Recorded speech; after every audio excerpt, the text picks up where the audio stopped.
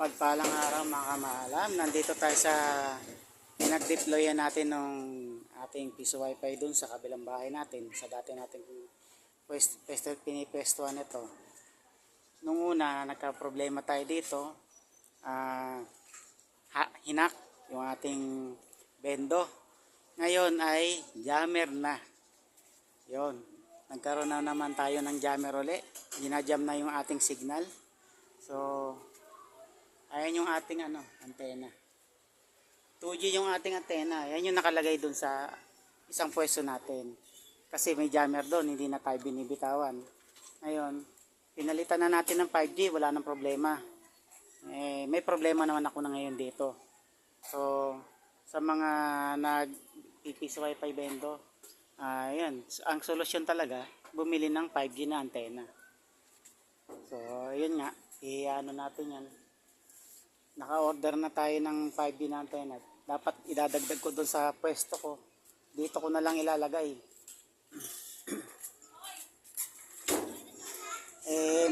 Mataas ang rate natin dito mga kamaalam. Katulad ng rate ko doon sa bahay ko. So dito kasi yung kahabaan na yan. Yung kahabaan na yan hanggang dulo. 5 kaming bendo. Halos 5 ata kami. Hindi ako nagkakamali. 5 o 4 kami na bendo. Tapos, may bendo pa rito sa may papasok dito sa isang block na to. May bendo rin dyan. 3 ang bendo dyan. So, marami tayong kakompetensya. Di man natin alam kung sino yung gumagawa na yan. Kaya lang, ang solusyon na lang talaga dyan, magpalit tayo ng AP. Kasi maraming mga nagdinegosyo ngayon dahil alam na yung kalakaran ng mga jamming device, mga deuter, marunong nang gumamit ng mga deuter, jamming device, mura na lang. Ngayon, dahil kagustuhan nilang sila lang ang kumita, ginajam nila yung mga katabi nilang bendo. So, papalitan natin. Lahat ng gamit natin dito ay bago na eh.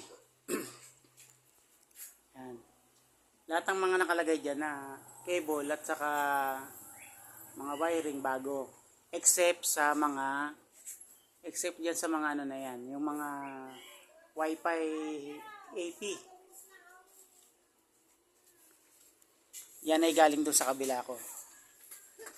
So, tumagal-tagal din ng isang buwan, isang buwan may git, isang buwan at kalahati ata, yun. Ay ngayon, nung una, nagkaroon tayo ng hacker, inak yung ating bendo, tinanggal yung post time, tapos hindi na tayo makapasok sa admin. So, naayos naman. Ngayon, yun ang problema. Mas matindi na. Jammer na. Kasi, katulad nung nakaraan nawala yung customer ko nung nawala yung post time dahil hindi daw napopost yung time nila. So ngayon, signal na nawala. Good yung ating router, merong internet si ISP. Yan. Kaya lang talagang dito sa saka nakalimutan ko rin tong palitan yung password, yung aking AP. Mukhang may nakailam. Pero okay na ngayon. Kaya lang, ganun pa rin na ayaw makakunik ng mga client. So, yun lang ang ating advice ngayon at dinagdag ko lang to sa ating video para sakaling may ganyan mangyari sa inyo, alam nyo na gagawin nyo. Maraming salamat po.